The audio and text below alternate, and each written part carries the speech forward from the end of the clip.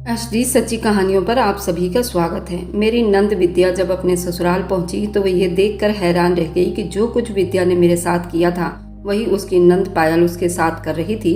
और विद्या ये सोचकर बहुत परेशान हो रही थी कि मैंने जो कुछ भी भारती भाभी के लिए किया वह गलत था। मुझे उनके साथ ऐसा कुछ भी करना नहीं चाहिए था। विद्या को अब एहसास हो रहा था। जब विद्या के ससुराल पहुँचते ही पायल ने उसके साथ गेम खेलना शुरू किया। विद्या के तो चारों कोने चित्त हो गए। विद्या का भाई मिथिलेश तो भारती से बहुत प्यार करता था। उसने कभी भारती के ऊपर हाथ नहीं उठाया था, लेकिन यहाँ विद्या के साथ ऐसा कुछ नहीं था। फिर विद्या ही अरविंद से ज़्यादा प्यार करती थी। अरविंद अपनी बहन पायल की बातों में आ जाता था। अब विद्या की वहाँ पर एक ही सहारा थी, उसकी बड़ी बहन। वही विद्या को सपोर्ट कर रही थी, जबकि विद्या की तो वहाँ पायल ने बहुत बुरी हालत कर दी थी। ये कहानी यहाँ से शुरू हुई थी। मैं जब ब्याह कर अपने ससुराल आई तो मेरी सास मेरी नंद से कहने लगी, दुल्हन को उसके कमरे में छोड़ाओ। मेरी नंद ने ही मुझे सहारा दिया और मेरा भारी भरकम लहंगा संभाल कर मुझे मेरे कमरे के दरवाजे तक ले गई। उसने दरवाजा खोला तो पूरा कमरा गुलाब के फूलों से महक रहा था। ताज़ा गुलाब के पत्तियों से सारे कमरे की सजावट की गई थी।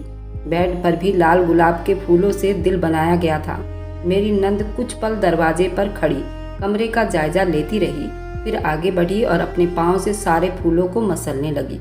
उसने बिस्तर पर पड़ी चादर को कोने से पकड़कर झटका तो सारे गुलाब फर्श पर बिखर गए।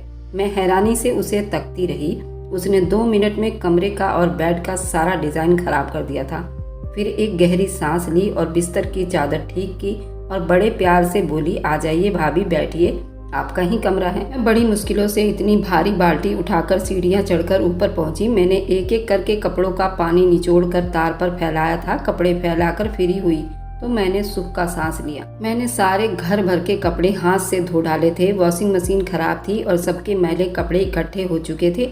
आज मैंने हिम्मत करके सबके कपड़े साथ ही धोकर फैला दिए थे। कपड़े फैलाकर मैं नीचे उतर आई थी। मेरा इरादा कुछ घंटे आराम करने का था। अभी मेरे पति के दफ्तर से आने में काफ़ी वक्त था। मैं आराम करके उनके आने से पहले तैयार होकर उनका स्वागत कर सकती थी। मैं अभी बिस्तर पर लेटी ही थी कि मुझे आंगन में कुछ गिरने की आवाज़ सुनाई दी। मैं जल्दी उठकर आंगन में आई तो देखकर हैरान रह गई कि जो कपड़े मैंने अभी कुछ देर पहले फैलाकर आई थी उनमें से कुछ गोला बनकर फर्श पर पड़े थे, जैसे छत पर से फेंके गए हों। मैं जल्दी ही भागकर ऊपर पहुंची तो देखकर हैरान रह गई कि दोनों तारों पर फैले हुए कपड़े जमीन पर सने पड़े थे और छत पर फैली मिट्टी खराब हो चुके थे। दूर दूर तक वहाँ कोई मौजूद नहीं था, मगर मैं जानती थी ये किसका काम था। मैं अपना सर पकड़कर वहीं बैठ गई, जबकि मेरी आंखों से आंसू बह रहे थे। मेरे पिछले 4 घंटे की मेहनत पूरी तरह बर्बाद और खराब हो गई थी, मगर अब मैं कर भी क्या सकती थी। रोती धोती उठी, गीले कपड़े दोबारा उठाकर बाल्टी में इकट्ठे करने लगी ताकि उनको धोकर दोबारा से फैला सकूं। मेरा नाम भारती है। घर में सभी मुझे भानु कहकर पुकारते थे। मेरे पापा एक प्रॉपर्टी डीलर थे। वह जमीनों की खरीद बिक्री करते थे और मजदूरों को लगाकर इमारत तैयार करवा देते। पापा को इस काम में काफ़ी अच्छा मुनाफा हो जाता था। फिलहाल पापा ने शहर के बीचों बीच एक बड़ा मकान खरीद लिया था, मगर वह बड़ा मकान हम 4 लोगों के लिए ज़्यादा ही बड़ा था। फिलहाल पापा ने उस मकान का ऊपर वाला मंजिल किराए पर उठा दिया। हम 2 बहनें थीं, मगर मेरी बड़ी बहन की कुछ साल पहले ही मृत्यु हो गई थी। अब घर में मैं अकेली और मेरा एक भाई था। पापा तो सुबह के गए रात को घर में दाखिल होते थे। हमारे ऊपर वाले मंजिल में काफ़ी किराएदार आते जाते रहते थे। किराएदार हमें तंग करते, कोई किराया ना देता तो कोई बिजली का बिल ज़्यादा इस्तेमाल करता। फिलहाल पापा उन्हें चलता कर देते। मिथिलेश भी हमारे किराएदारों में से ही शामिल था। मिथिलेश पहला किराएदार था जो इतने साल तक हमारे ऊपर वाले मंजिल में टिक गया था। वह हर महीने वक्त पर किराया देता और ज़्यादातर वक्त घर से बाहर गुजारता था, इसलिए बिजली का इस्तेमाल भी कम से कम करता। फिलहाल वह पापा को बहुत पसंद था। वह वैसे भी सुलझा हुआ अच्छा लड़का था। उसका घर तो किसी दूसरे शहर में था, मगर नौकरी की वजह से वह इस शहर में रहता। उसे 1 साल पहले ही नौकरी मिली थी। पहले वह कुछ लड़कों के साथ किसी हॉस्टल में रहा करता था, मगर अब जब उसकी तनख्वाह बढ़ी तो उसने अलग रहने का सोचा और हमारा घर किराए पर ले लिया। उसने अपनी बातों से मेरे पापा का दिल जीत लिया था। पापा उसे पसंद करते थे। जब छुट्टी वाले दिन घर होते तो अक्सर उसके साथ जाकर बैठ जाया करते थे। वह पापा के साथ मज़े मज़े की बातें करता। पापा और उसकी उम्र में काफ़ी फ़र्क था, मगर फिर भी उसकी पापा से दोस्ती हो गई थी। जब पापा को उस पर पूरा भरोसा हो गया तो पापा उसको नीचे भी बुलाने लगे। वह शाम की चाय पर आता या जब भी घर में कुछ अच्छा खाना पका होता तो पापा उसको खाने पर भी बुला लिया करते थे। वह मम्मी, पापा और मेरे भाई के साथ बैठकर खाना खाता, जबकि मैं रसोई में ही खा लिया करती थी। अब ज़्यादातर ऐसा ही हुआ करता था। मिथिलेश हमारे फ्लोर पर खूब आता जाता था और मेरे छोटे भाई से भी खूब बातें करता था। मेरा छोटा भाई मुझसे काफ़ी छोटा था। वह काफ़ी चंचल था और मिथिलेश की तरह ही खुश मिजाज था। वह आते जाते मिथिलेश से हाय हेलो कर लिया करता था। कभी उसके लिए चॉकलेट तो कभी उसकी पसंदीदा चीज़ ले आया करता। पापा धीरे धीरे मिथिलेश से इतना करीब हो गए कि उन्हें उसमें अपना बेटा दिखाई देने लगा। मिथिलेश हमारे घर के छोटे मोटे काम भी कर दिया करता और मेरे पापा ज़्यादातर घर से बाहर ही रहा करते थे। घर के काम काज के लिए मम्मी को निकलना पड़ता। एक दिन मम्मी सब्जी लाते हुए गिर गई, जिससे उनके घुटने में ऐसी चोट आई कि चलना फिरना उनके लिए मुश्किल हो गया। वे घर में तो चल फिर सकती थी, मगर सौदा वगैरह लाने के लिए दूर तक जाना पड़ता उनके लिए मुमकिन नहीं था। ऐसे में वो मिथिलेश को ही कह दिया करती थी और वे दफ्तर से आते हुए घर का सामान ले आता। एक दिन मिथिलेश मेरा छोटा भाई रवि के लिए चॉकलेट लाया तो उसने उसे एक के बजाय 2 चॉकलेट दी और उसको कहा कि एक चॉकलेट भारती के लिए है। रवि मुझे ऐसे ही बताया और एक चॉकलेट पकड़ा दी। मुझे मिथिलेश का मेरे लिए चॉकलेट भेजना बिल्कुल भी अच्छा नहीं लगा था। मैंने जल्दी ही रवि के हाथ उसकी लाई हुई चॉकलेट वापस भिजवा दी और उसको कहा कि मिथिलेश से कहना कि मुझे चॉकलेट पसंद नहीं है। ऊपर के फ्लोर की सीढ़ियाँ हमारे आंगन से ही होकर ऊपर जाया करता था। जबकि मिथिलेश के दफ्तर से आने का वक्त होता तो मैं ज़्यादातर अपने कमरे में ही होती थी। फिलहाल मेरी और उसकी मुलाकात बहुत कम होती थी, मगर अगले दिन वह दफ्तर से थोड़ा जल्दी आ गया था। मैं आंगन में ही काम में बिजी थी। वह मुझे अकेला देखकर मेरी तरफ को चलाया और मुझसे कहने लगा, अगर आपको चॉकलेट पसंद नहीं है तो मुझे बता दो आपको और क्या पसंद है, मैं आपके लिए वही ले आऊँगा। मैं उसकी हिम्मत पर हैरान रह गई थी। आपको मेरे लिए परेशान होने की ज़रूरत नहीं, मैंने गुस्से से जवाब दिया। जो मेरी मम्मी सामान वगैरह मंगवाती रहती हैं उसका एहसान हम पर पहले ही है। मैंने उसके तरफ देखे बिना अंदर कमरे में चली गई। वह अगले दिन भी ऑफिस से जल्दी चला आया था और मुझे देखते ही मेरी तरफ आ गया। मैं आपसे माफ़ी चाहता हूँ अगर आपको मेरी बात बुरी लगी। मेरा मकसद आपको तकलीफ पहुँचाना नहीं था। उसने साफ शब्दों में मुझसे माफ़ी मांगी थी तो मेरा दिल भी नरम पड़ गया। नहीं, कोई ऐसी बात नहीं। मुझे समझ नहीं आया मैं उसे और क्या कहूँ। फिलहाल मैं इतना ही कह पाई कि ऐसी कोई बात नहीं। मुझे उसके अंदाज से इतना तो पता लगा कि वो मुझे पसंद करने लगा था। वह भी एक अच्छा और सुलझा हुआ लड़का था। फिलहाल मेरे लिए भी उसके दिल में नरमी पैदा हो गया था। उसे हमारे घर में रहते हुए करीब 2 साल हो चुके थे। इस 2 साल के अंदर में हम सभी घर वाले उसके काफ़ी करीब आ गए थे। मैं भी कब उसकी मोहब्बत में गिरफ्तार हुई मुझे अंदाजा नहीं हुआ। धीरे धीरे मेरी भी उससे कुछ न कुछ बातचीत हो जाया करती थी। उसने मुझसे वादा किया था कि वह जल्दी अपनी माँ को मेरे रिश्ते के लिए भेजेगा। मिथिलेश को अपने शहर में नौकरी मिल गई थी। वह हमारा घर छोड़कर अपने शहर में जा रहा था। मैं उसके जाने से बड़ी उदास थी। मेरी आंखें आंसुओं से भरी हुई थी। वो मेरे करीब चला आया। इसमें परेशान होने की क्या बात है, मैं तो तुम्हें हमेशा हमेशा के लिए अपने घर ले जाऊंगा। उसने मुस्कुराकर मुझे तसल्ली दी थी तो मुझे बड़ा आराम मिला।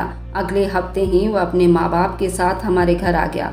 उसके माँ बाप भी उसी की तरह बिल्कुल सुलझे हुए अच्छे लोग थे।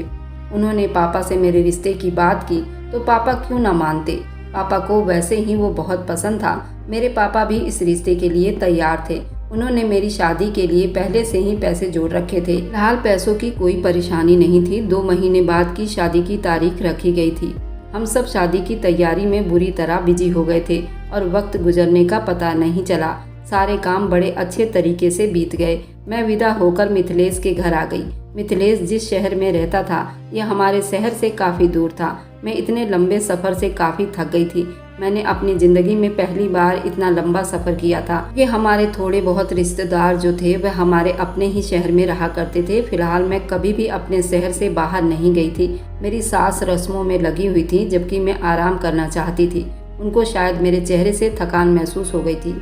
मेरी सास मेरी नंद से कहने लगी, दुल्हन को उसके कमरे में छोड़ आओ।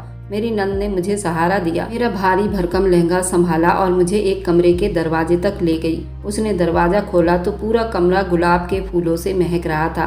ताज़ा गुलाब के पत्तियों से सारे कमरे की सजावट की गई थी। बेड पर भी लाल गुलाब के फूलों से दिल बनाया गया था। मेरी नंद दरवाजे में खड़ी कमरे को निहार रही थी। फिर आगे बढ़ी और उसने पाँव से सारे फूलों को कुचलने लगी।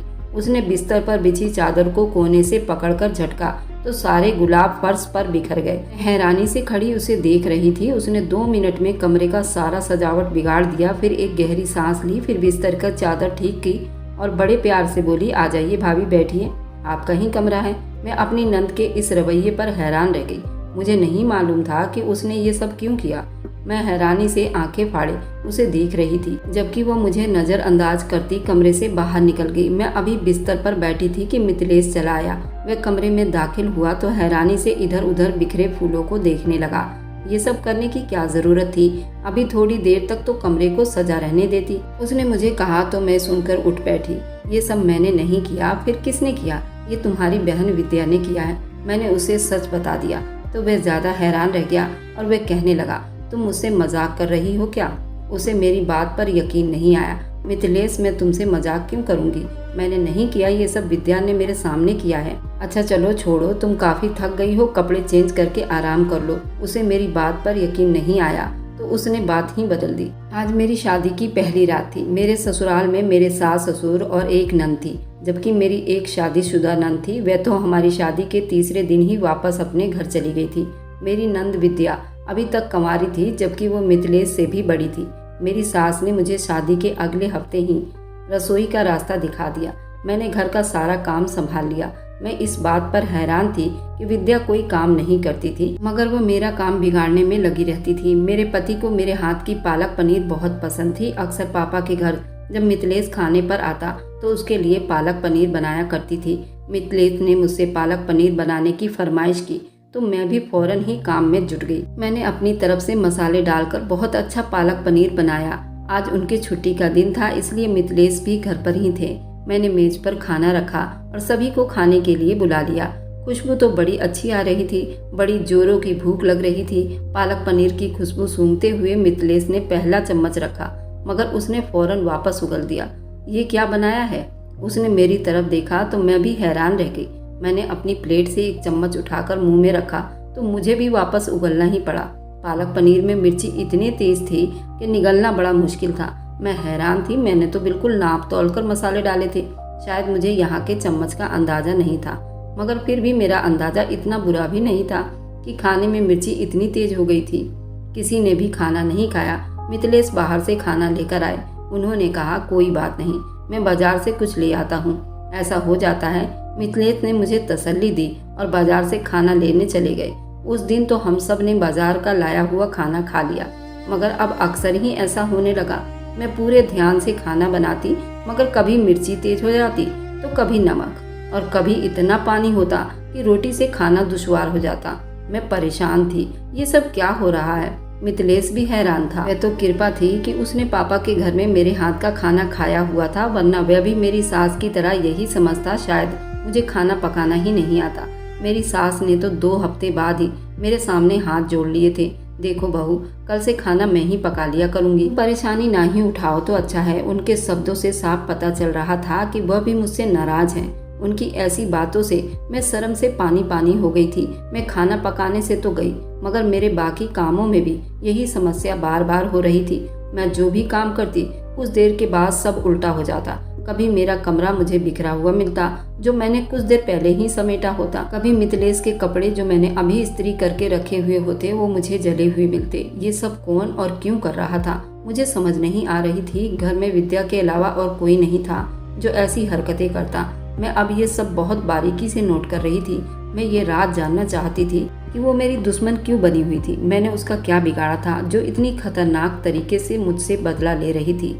वह सबके सामने इतनी अच्छी बनती थी। अगर मैं किसी को बताती भी तो कोई भी मेरी बात पर भरोसा ना करता। वह सबके सामने मुझे बहुत प्यार और इज्जत से बुलाती और मेरी खातिरदारी में लगी रहती। खाने की मेज पर भी वो मुझे अलग अलग सब्जियां और खाना उठा उठा कर देती।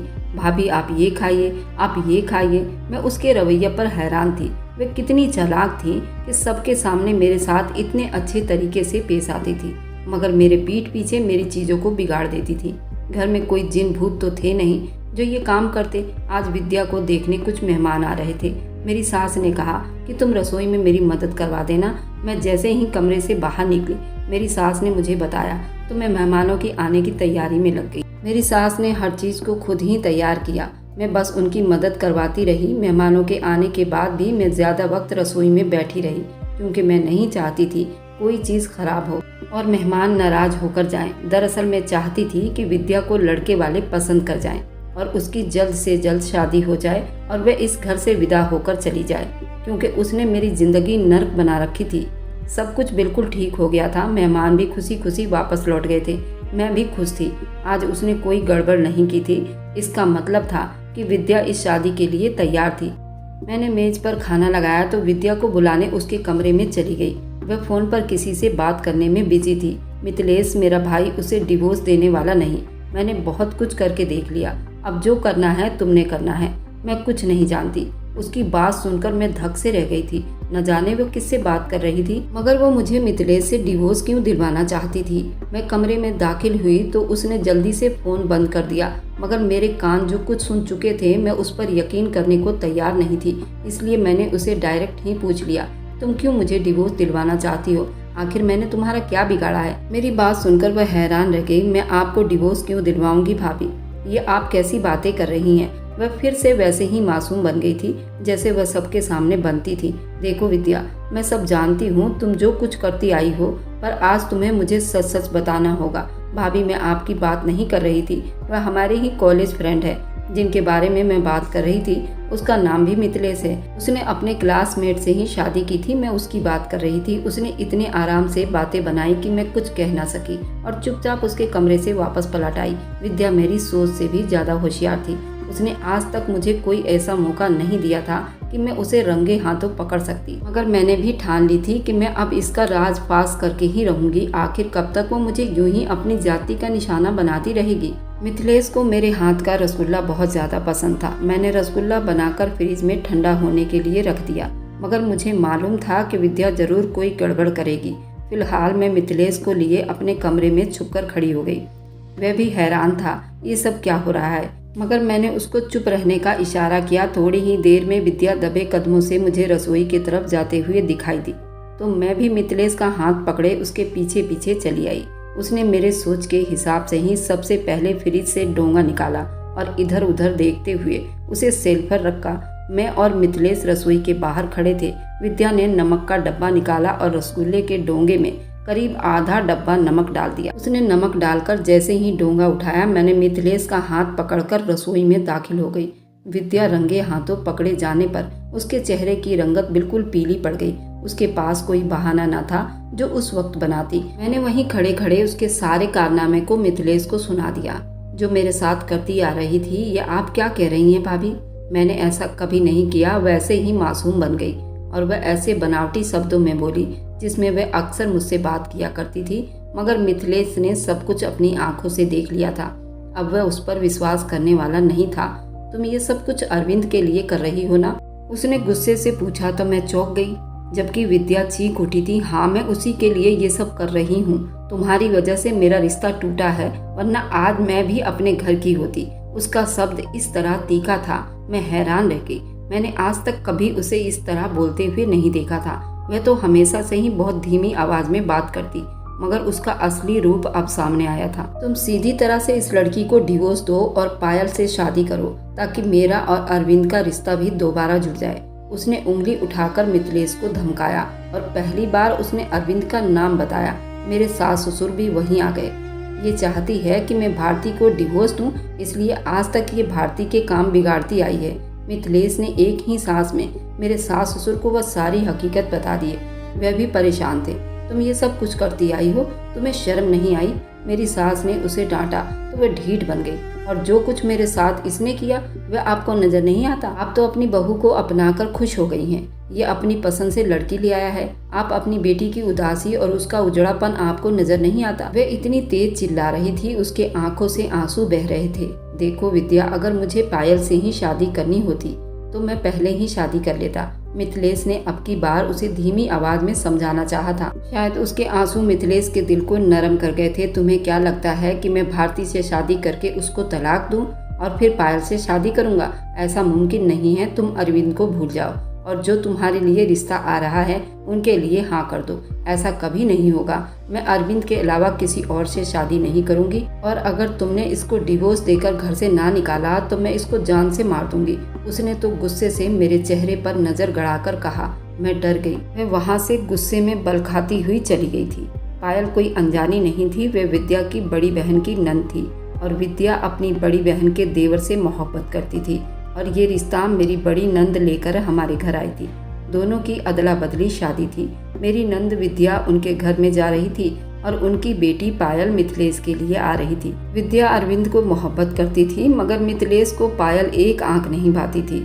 ना तो वह पढ़ी लिखी थी और ना ही उसके अंदर कोई मैनर्स था, बल्कि वो बेहद झगड़ालू और फसादी लड़की थी। इसलिए मैंने पायल से शादी के लिए साफ साफ मना कर दिया था, मगर मम्मी पापा मुझसे नाराज हो गए। क्योंकि रिश्ता पहले से तय हुआ था, इसलिए मैं नाराज होकर घर से चला गया और दूसरे शहर में काम करने लगा था। मेरा रिश्ता टूटने की वजह से विद्या का रिश्ता भी टूट गया, जो कि हमेशा से अरविंद के नाम पर बैठी हुई थी। मुझे एहसास था मैंने गलत किया, मगर मैं क्या करता। मेरा दिल पायल से शादी के लिए राजी नहीं था, इसलिए मैंने मना कर दिया। मगर उसका मतलब ये नहीं था वे लोग विद्या से भी रिश्ता ख़त्म कर दे।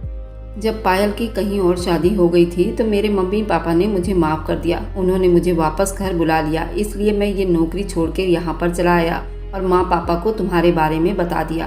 क्योंकि पायल की शादी हो चुकी थी, इसलिए मम्मी पापा मेरी शादी करना चाहते थे और इसलिए उन्होंने मेरी शादी तुमसे करवा दी। मेरे मम्मी पापा तो इस रिश्ते के लिए राजी थे, मगर विद्या राजी नहीं थी। उसने घर में बहुत लड़ाई झगड़ा किया था। मैं तुम्हें ब्याह कर इस घर में ले आया, मगर मुझे नहीं मालूम था वह तुम्हारे लिए इतनी मुश्किलें खड़ी करेगी। वह अभी तक अरविंद को नहीं भूली, जबकि अरविंद से अच्छे अच्छे लड़कों का रिश्ता विद्या के लिए आया। पायल की जहाँ शादी हुई थी वे वहाँ से डिवोर्स लेकर घर आ गई थी, और विद्या ये चाहती थी कि मैं तुम्हें डिवोर्स दे दूं और पायल से शादी करूं, ताकि उसकी और अरविंद की भी शादी हो सके। मगर ऐसा मुमकिन नहीं है। मिथिलेश ने मुझे सारी बात बताई तो मेरी समझ में पूरी कहानी आ गई थी। मगर अब क्या होगा, वह मुझे कोई न कोई नुकसान पहुंचा सकती है। मिथिलेश भी सोच में पड़ गया और कहने लगा, हम दोनों को यहाँ से जाना पड़ेगा और हम कहीं और जाकर रहते हैं। जब मम्मी पापा विद्या के बारे में कोई फैसला कर लेंगे फिर वापस लौट आएंगे। मिथिलेश ने जब ऐसा कहा तो मेरे सास ससुर इस बात पर राजी ना थे और ना ही मैं तैयार हुई। तुम अपने घर के इकलौते बेटे हो, अपने माँ बाप को छोड़कर कहाँ जाओगे? बिल्कुल ठीक नहीं है, इसका कुछ और रास्ता निकालो। मैं मिथिलेश और पायल की शादी के लिए राजी हो गई। मैंने विद्या से कहा तो वो बड़ी हैरानी से मुझे तकने लगी। उस दिन के बाद से विद्या 2 दिन तक अपने कमरे से बाहर नहीं निकली थी। मेरी सास उसका खाना उसके कमरे में पहुंचा देती, जबकि मैं उसके बाहर निकलने का इंतजार में थी। आज वह रसोई में किसी काम से आई तो मैं भी उसके सामने जाकर खड़ी हो गई और मैंने उसको ऐसे शब्द कहे, उसे मेरी बात पर यकीन ना आया। मेरी बस एक शर्त थी, वो ये कि मुझे डिवोर्स ना दी जाए। मैं तुम्हारे खातिर पायल को सौतन बनाने के लिए तैयार हूँ और उसको बर्दाश्त करने के लिए भी। वह हैरानी से मुझे देख रही थी।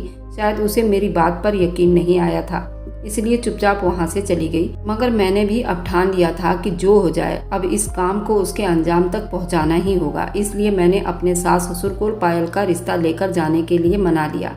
मिथिलेश को मैंने पहले ही मना चुकी थी। मेरे सास ससुर मिथिलेश का रिश्ता लेकर पायल के घर पहुंच गए। रिश्ता इस शर्त पर किया गया, अरविंद की शादी विद्या से तय हो गई, पायल की शादी मिथिलेश से। जैसा कि ये शादी पहले से ही तय था, लेकिन अब तो पायल तलाकशुदा थी। मगर पायल ने इस शादी से साफ मना कर दिया था। मुझे पहले से उम्मीद थी, मैंने उसके बारे में मिथिलेश से जो कुछ सुना था उसके हिसाब से जानती थी वह कभी भी सौतन पर शादी करने के लिए राजी नहीं होगी।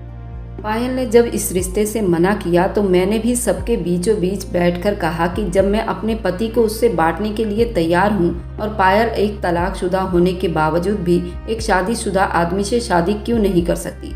विद्या भी वहीं बैठी हुई थी। उसको अच्छी तरह से अब एहसास हो गया था कि उसकी भाभी उसके खातिर कितनी बड़ी कुर्बानी देने चली थी। पायल के घर वाले भी इस बात पर खुश थे कि मेरे सास ससुर खुद अपने बेटे मिथिलेश का रिश्ता लेकर पायल के लिए गए हैं। भले उसको मिथिलेश की दूसरी बीवी बनना ना था, मगर मेरे सास ससुर उसको अपनी बहू बनाने को तैयार थे।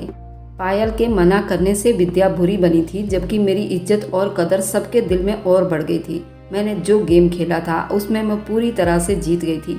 पायल के माँ बाप की मेरे सास ससुर से नाराजगी दूर हो गई। उन्होंने अपने बेटे अरविंद का रिश्ता विद्या के लिए मांग लिया। मिथिलेश की शादी तो पायल से ना हो सकी, मगर अरविंद विद्या के अगले ही महीने शादी की तारीख और उसकी विदाई का दिन रखा गया था।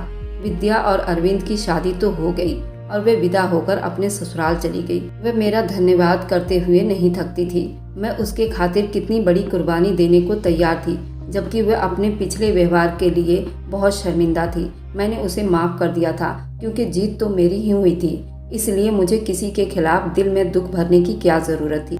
बस मेरी ये भगवान से प्रार्थना होती थी कि विद्या और अरविंद खुश रहें और उनके रास्ते में पायल ना अड़ी रहे। अगर आपको आज की कहानी पसंद आई हो तो वीडियो को ज़रूर लाइक कीजिएगा और अपने दोस्तों के साथ शेयर भी कीजिएगा। और हाँ, अगर आपने अभी तक हमारे चैनल को सब्सक्राइब नहीं किया है तो ज़रूर जाकर सब्सक्राइब कर लीजिए। मिलते हैं हम अपनी कल की एक और नई दिलचस्प कहानी के साथ। मुझ पर सदा अपना प्यार और स्नेह बनाए रखें। सभी को मेरा प्यार भरा नमस्कार दोस्तों।